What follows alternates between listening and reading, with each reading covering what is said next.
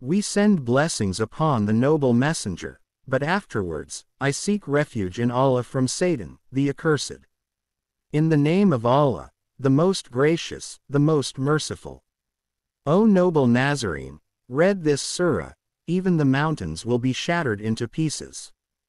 Hazrat Jibril, peace be upon him, said to the honorable messenger, peace and blessings be upon him, if my ummah recites this for the sake of attaining paradise, paradise will be theirs.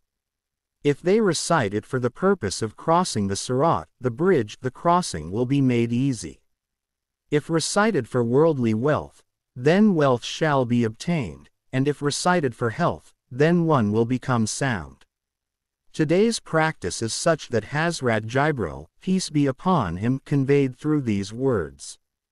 Whoever, inshallah, if Allah wills, recites this will have his supplication accepted by Allah, the Exalted.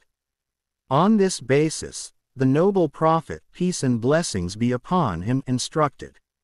If even one person in the community recites this dua and supplicates along with it, then Allah, the Exalted, will raise him on the day of judgment in such a manner that his face will shine with light, just as the full moon on the 14th night shines in its perfect state. People will even imagine that he is either a prophet or an angel. He will enter paradise in abundance and will cross the Sirat bridge as swiftly as lightning, even if his sins are more numerous than the water of the seas, the drops of rain, the leaves of trees, and the grains of stones. For him, a reward equivalent to 1,000 accepted Hajj and Umrah will be recorded. If recited in the midst of fire, it will extinguish the flames. If recited upon a mountain, it will cause it to shatter into pieces. Whoever recites this dua 7 times will bear upon him countless missed qaza prayers, the number of which he does not know, and Allah, the Exalted, will recompense him for those prayers. O noble Nazarene, if anyone recites this dua when overwhelmed by fear, Allah, the Exalted, will render him fearless. If recited when one is thirsty, Allah will provide a quenching drink. If recited when one is hungry, Allah will bestow upon him abundant sustenance. Hazrat Abu Bakr Siddiq, may Allah be pleased with him, relates. I used to recite this dua day and night, and I saw the Honorable Sayyidul Alamin, the exalted presence of the Prophet, in my dream. Hazrat Umar Farooq, may Allah be pleased with him, said, the need for which I supplicated with this dua was completely fulfilled. Hazrat Usman bin Affan, may Allah be pleased with him, also narrates. I used to memorize the Quran, and when I complained that I was forgetting it, I mentioned this in the service of the noble Prophet, peace and blessings be upon him. He taught me this dua. Now, whenever I supplicate with this dua, Allah accepts my supplication and makes me remember the Quran, so that I do indeed remember it. O dear Nazarene, the friends of Allah have stated that whoever recites this tasbih causes the throne of Allah to tremble, and Allah immediately says, ask my servant, what is it that you desire? What kind of tasbih is this, that by reciting it, your supplications are immediately accepted, and Allah's pleasure comes to be with you? Would you not desire that your supplications be accepted, your needs fulfilled, and that you be included among the beloved servants of Allah? Then know that this is the tasbih which the friends of Allah have enjoined upon us. They have said that by reciting this tasbih, a person's heart is filled with tranquility, and his supplications gain strength.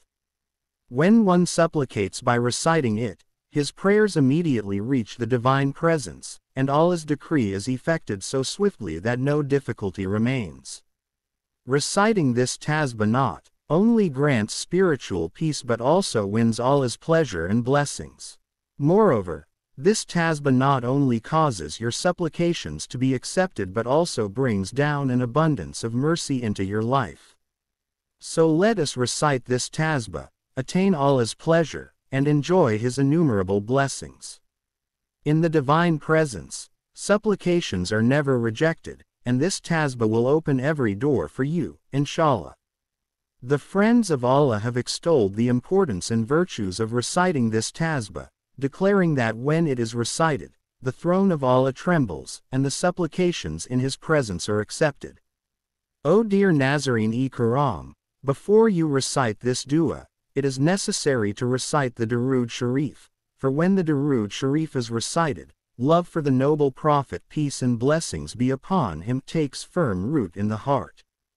Through this love of the Messenger, inshallah, on the Day of Judgment, you shall be granted the intercession of the noble Prophet, peace and blessings be upon him. The one who recites the Durood Sharif, by virtue of his love for the Messenger, will be honored with the station that even Allah, the Exalted, declares on the Day of Judgment.